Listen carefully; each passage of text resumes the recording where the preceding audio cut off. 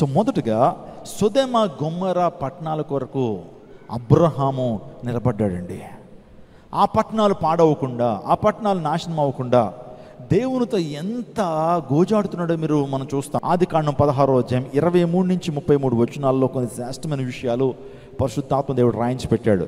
Turn your Bibles to the book of Genesis 16 chapter verse 23. ఇప్పుడు అబ్రహాము సమీపించి ఇట్లా, నేను దుష్టులతో కూడా నీతిమంతులను నాశనం చేయుదువా, నీతిమంతులు నాశనం చేయుదువా, ఆ పట్టణములో ఒకవేళ 50 మంది నీతిమంతులుండిన ఎడల, 50 మంది నీతిమంతులుండిన ఎడల, దానిలోనున్న 50 మంది నీతిమంతుల నిమిత్తము, 50 మంది నీతిమంతుల నిమిత్తము ఆ స్థలమును నాశనము చేయక కాయవా, ఆ చొప్పున చేసి దుష్టులతో కూడా నీతిమంతులను చంపుట నీకు దూరమగును గాక, నీతిమంతుని దుష్టునితో సమానంగా ఎంచుట నీకు దూరమగును గాక, సర్వలోకముకు తీర్పు తీర్చువాడు న్యాయం అని చెప్పినప్పుడు యెహోవా సొదొమ పట్ల 50 మంది నీతిమంతులు నాకు కనబడిన వారిని బట్టి ఆ స్థలమంతా కాయుదునెను. అందుకు అబ్రహాము, ఇదిగో ధూళియు బూడిదని నేను ప్రభుతో మాట్లాడి తెగించున్నాను. 50 మంది నీతిమంతుల్లో ఒకవేళ 5 తక్కువైతే 5 తక్కువైనందున ఆ పట్టణం నాశనం చేయదువా అని మరలా అడిగాను. అందుకైనా అక్కడ 45 నాకు కనబడిన నాశనం చేయనను. చూడండి, ఇక్కడ అబ్రహాము దేవునితో మాట్లాడుతున్నాడు. అబ్రహాము దేవునికి స్నేహితుడు. అబ్రహాముకి దేవుడు సమస్తాన్ని చెప్తాడు. అయ్యా, సొదొమ గొమొర్రా పట్టణాన్ని నేను నాశనం చేయబోతున్నాను, ఎందుకంటే వారి స్థితి చాలా భయంకరంగా ఉంది, నాకు అసహాయమైన కార్యాలు వారు చేస్తున్నారు, ఇక సొదొమ గొమొర్రా పట్టణాన్ని నాశనం చేయదలిచాను అన్నప్పుడు నిజంగా వాస్తవానికి అబ్రహాంకి అది ఇష్టం అవ్వలేదు. అయ్యా, ఎందుకయ్యా ఆ పట్టణాన్ని నాశనం చేస్తావు? నా కజిన్ ఉన్నాడు, ఎవరో లోతు, అతని భార్య ఉన్నారు, అతని బిడ్డలు ఉన్నారు, అందును బట్టి ఆ పట్టణాన్ని నాశనం చేయడం నాకు ఇష్టం అవ్వట్లేదయ్యా. ఆ పట్టణంలో 50 మంది నీతిమంతులు ఉంటే ఆ పట్టణాన్ని నాశనం చేయకుండా ఉంటావయ్యా అని అడిగాడు. చూడండి, దేవుడు పట్టణాన్ని నాశనం చేయకుండా ఉండాలంటే పట్టణంలో నీతిమంతులు ఉండాలి. నీ కుటుంబం నాశనం అవ్వకుండా, దేవుని యొక్క ఉగ్రత నీ కుటుంబం దగ్గర దిగి రాకుండా ఉండాలంటే నీవు ఆ ఉగ్రతని అడ్డుకునేటువంటి వ్యక్తిగానే ఉండాలి. అఫ్కోర్స్ నీ బిడ్డలు చెడిపోయి ఉండొచ్చు, నీ భర్త భయంకర స్థితిలో ఉండొచ్చు, కానీ ఒక భార్య చేసే ప్రార్థన, ఒక భర్త చేసే ప్రార్థన ద్వారా దేవుడు ఆ కుటుంబం మీదకి ఆ శాపాన్ని రాకుండా చేస్తాడు. అక్కడ అదే అర్థమవుతుంది మనకి. 50 మంది నీతిమంతులు ఉంటే ఆ పట్టణాన్ని నాశనం చేయకుండా ఉంటావంటే, ఎస్, 50 మంది నీతిమంతులు ఉంటే నేను ఆ పట్టణాన్ని ఏం చేయనయ్యా, 50 మంది నీతిమంతులు ఉంటే ఆకాశం నుంచి అగ్నిగంధకాలు కురిపించనయ్యా, yes, let's make a deal అన్నాడు. 50 మంది. అబ్రహాం గారికి ఇంకా లెక్క కుదరట్లేదు, 50 మంది ఉన్నట్లుగా అతనికి కనిపించట్లేదు. ప్రభువా, ఇంకొక విషయం అయ్యా, ఒక 5 తగ్గితే పర్లేదు కదా, 50 మంది లేరు, ఒక 5 45 మంది నీతిమంతులు ఉంటే రక్షిస్తావా? అవునయ్యా, 45 మంది నీతిమంతులు ఉంటే మొత్తం ఆ పట్టణాన్ని రక్షిస్తానన్నాడు. కానీ విచారం ఏంటి తెలుసా, 45 మంది కూడా లేరు. నెక్స్ట్ దిగిపోతున్నాడు. ప్రభువా, 40 మంది నీతిమంతులు ఉంటే రక్షిస్తావా? ఎస్, 40 మంది నీతిమంతులు ఉంటే ఆ పట్టణాన్ని నాశనం చేయను అన్నాడు. చూస్తే 40 మంది నీతిమంతులు లేరు అక్కడ. ఇంకా 3 సార్లు బేరం ఆడాడు. మీరు ఎన్నిసార్లు బేరం ఆడతారో షౌకార్ గారితో? 2 సార్లు ఆడి అలసిపోతారు, ఇవ్వనంటే ఇచ్చేసే అంటారు. అబ్రహాం గారు మాత్రం ఈయనే బండ సందుల్లో నిలబడినటువంటి స్తోత్రం చెప్పిన హల్లెలూయా. బండ సందులు నిలవటానికి యోగ్యత సంపాదించినటువంటి అబ్రహాము మరలా బేరం ఆడుతున్నాడు. అయ్యా 30 అయినా ఓకేనయ్యా, 30 చూపించన్నాడు. 30 మంది లేరు అక్కడ. పోనీ 20 లేరు. అబ్రహాం ఉద్దేశం ఆ పట్టణాన్ని నాశనం అవ్వకుండా ఉండాలి, ఆ పట్టణం పాడవకుండా ఉండాలి, దేశమును పాడు చేయకున్నట్లు ప్రాకారం దట్టపరచుటకు నువ్వు బండ సందుల్లో నిలుచుటకు తగిన వాడు ఎవడంతా విచారించను, ఒక్కడే నువ్వు కనబడలేదు. అబ్రహాం కాలింగ్ ఏంటి తెలుసా?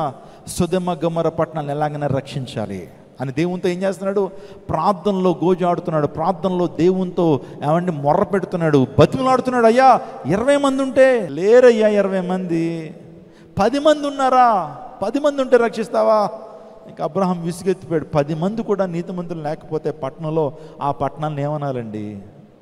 ఆ పట్టణాలను ఏమనాలి? దేవుడు వాటిని క్షపించకుండా ఎలా ఉండగలుగుతాడు? దేవుని ఉగ్రత ఏ విధంగా రాకుండా ఉండగలుగుతుంది? నా అబ్రహాము ఇంకెట్టకేలకు విసిగిపోయి అన్నాడు, అయ్యా పట్టణాన్ని నాశనం చేస్తే నాశనం చేసేయ్యా, ఒక కుటుంబం మాత్రం నీతిమంతుల కుటుంబం ఉంది, అతనే లోతు.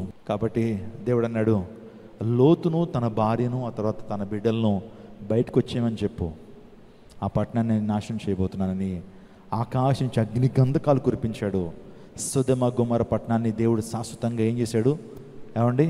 కాల్చినట్లుగా దేవుని లేఖ మనం చూస్తున్నాం. అది ఎక్కడున్నాయి ఇప్పుడు? మీరు ఇజ్రాయెల్ దేశానికి వెళ్తే కనుక మృత సముద్రం అనేది ఒక సముద్రం ఉంటుంది. ఇజ్రాయెల్ దేశంలో చాలా మర్మమైనటువంటి సముద్రం అది. అందులో ఒక్క జీవరాశి కూడా పెరగదు, ఒక్క చేప కూడా బ్రతకదు. ఒకవేళ పొరపాటున మీరు ఒక 2 చేపలో 2 రొయ్యలో తీసుకెళ్ళేస్తే గుట్టుకుమని చచ్చిపోతాయి.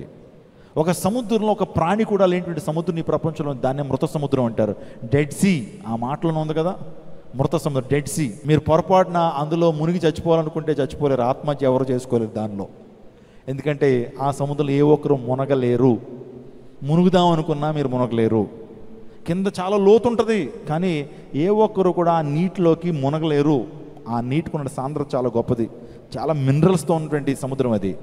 ఆ సముద్రం ఏర్పడడానికి కారణం సముద్రపు ఒడ్డు మీద, సముద్రం ఆ ఎదురుగున్న ప్రాంతమే ఈ యొక్క సొదొమ గొమొర్రా పట్టణాలు అవి.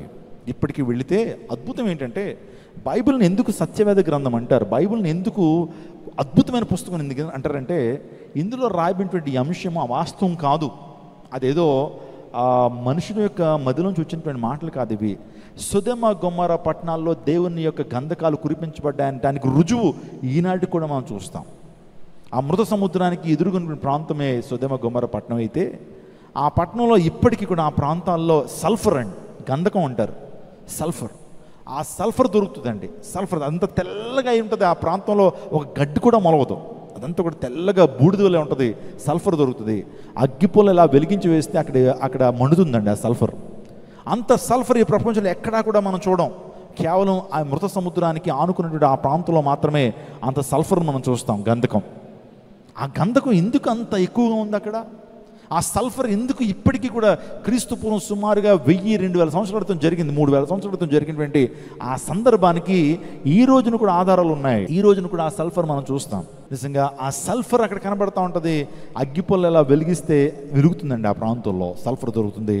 ఇప్పటికీ చాలామంది వెళ్ళి చూసి వస్తారు. ఆ ప్రాంతంలో మీరు చూస్తున్నారు, ఇది మృత సముద్రం. దానికి ముందున్నటువంటి ఆ యొక్క సొదొమ గొమొర్రా పట్టణాలు ఆ సల్ఫర్ అంతా కూడా దొరుకుతూ ఉన్నటువంటి పరిస్థితి మనం చూస్తాం. ఎందుకు ఈ మాట చెప్పానంటే, అబ్రహాము ఆ పట్టణాన్ని కాపాడడానికి, ఆ పట్టణము నాశనం అవ్వకుండా ఉండటానికి, ఆ పట్టణము పాడవకుండా ఉండటానికి అబ్రహాము ప్రాకారం దిట్టపరచడానికి, బండ సందులో నిలబడడానికి ఒకడు నిలబడ్డాడు. ఈరోజు నీ కుటుంబంలోంచి నువ్వు ఎందుకు నిలబడకూడదు? నీ బిడ్డల సన్మార్గం నడిపించడానికి. ఒకవేళ నీ బిడ్డలు లోకానికి ఇన్ఫ్లుయెన్స్ అయిపోతున్నారేమో, నీ బిడ్డలు లోకంలోకి జారిపోతున్నారేమో, నీ బిడ్డలు పాపాన్ని అంటించుకుంటూ వారు సాతానికి భయంకరమైన రీతిలో సాతానికి తోబుట్టులుగా మారిపోతున్నారేమో చూస్తూ నీవు నీ బిడ్డలను కాపాడాల్సిన బాధ్యత నీ మీద ఉంది ప్రియ తండ్రి. అబ్రహాం ఏ విధంగా దేవునితో గోజాడుతున్నాడో, అబ్రహాం ఏ విధంగా దేవునితో బతిమలాడుతున్నాడో, నీవు నేను కూడా మన కుటుంబం పాడవకుండా, మన యొక్క కుటుంబస్తులు పాడవకుండా, దేశము పాడవకున్నట్లు ప్రాకారం దిట్టపరచడానికి, బండ సందులు నిలవడానికి తగిన వాడెవడు అని దేవుడు చూస్తున్నప్పుడు, వై డోంట్ యు బికమ్, నువ్వెందుకు మారకూడదు? ప్రియ తండ్రి, నీ మీద కొన్ని ప్రత్యేకమైన రెస్పాన్సిబిలిటీస్ దేవుడు ఉంచాడు. ప్రియ తల్లి, నీ మీద కొన్ని ప్రత్యేకమైన రెస్పాన్సిబిలిటీస్ ప్రభు ఇచ్చాడు. ప్రియ చెల్లి, ప్రియ తమ్ముడు, నీ జీవితం పట్ల దేవుడు కొన్ని బాధ్యతలను ఇచ్చాడు. అందుకని దేవుడు నిన్ను పిలిచాడు. నేను పిలవటం ఉద్దేశం ఏంటి తెలుసా? పిలిచి నీ మీద కొన్ని బాధ్యతలు ఉంచాడు. ప్రభు కోసం నువ్వు జీవించాలి, వెలుగుగా జీవించాలి, ఉప్పు వలె జీవించాలి, ఆ తర్వాత ఒక పుష్పం వలె జీవించాలి, కొండ మీద ఉన్న పట్టణం వలె నువ్వు జీవించాలి, అనేక మంది నువ్వు ప్రభావితం చేయాలి. You are here to inspire people. నీవు సాధారణమైన వ్యక్తివి కాదు, రక్షించబడినటువంటి వ్యక్తి సాధారణమైన వ్యక్తి కాదు. అందరిలా జీవించేస్తానంటే కుదరదు. దేవుని పిలుపులో ఒక ఉద్దేశం ఉంది. నువ్వు అనేక మంది ఇన్ఫ్లుయెన్స్ చేయాలి. నువ్వు ఇన్ఫ్లుయెన్స్ అయిపోవడానికి వీల్లేదు. నువ్వు ప్రభావితం చేయాలి ప్రపంచాన్ని. నీ మాటల ద్వారా, నీ చేష్టల ద్వారా, నీ ప్రవర్తన ద్వారా, నీ యొక్క మాదిరికరమైన జీవితం ద్వారా, నీ సాక్ష్యం ద్వారా నీ ఆఫీసులో ఉన్న వ్యక్తులను నువ్వు ఏం చేయాలి? Directly or indirectly you should inspire your people the place where you are doing job చేస్తున్నటువంటి చోట నువ్వు దేవుని ప్రతినిధిగా జీవించాలి. అది దేవుడు కోరుతున్నాడు. బండ సందులో నిలిచేటువంటి వ్యక్తులు కావాలి. అబ్రహాం నిలిచాడు, దేవుని కోసం జీవించాడు. అబ్రహాము ద్వారా దేవుని నామానికి మహిమ వచ్చింది. ఇప్పటికీ వస్తానే ఉంది అబ్రహాము జీవించిన విధానాన్ని బట్టి. మీకు తెలుసా, నువ్వు ఈ లోకాన్ని విడిచి వెళ్ళిపోయినా సరే నీ సాక్ష్యం మాత్రం మిగిలే ఉంటుంది. నువ్వు చేసిన మంచి కార్యాలు మిగిలే ఉంటాయి, నీ బోధలు మిగిలే ఉంటాయి, నీ జీవితం మిగిలే ఉంటుంది. ఇక్కడ ఒకవేళ అవి ఫేడ్ అయిపోయినా సరే పరలోక రాజ్యంలో ఆ గ్రంథంలో నిలిచే ఉంటాయి. ప్రైజ్ గాడ్, హల్లెలూయా.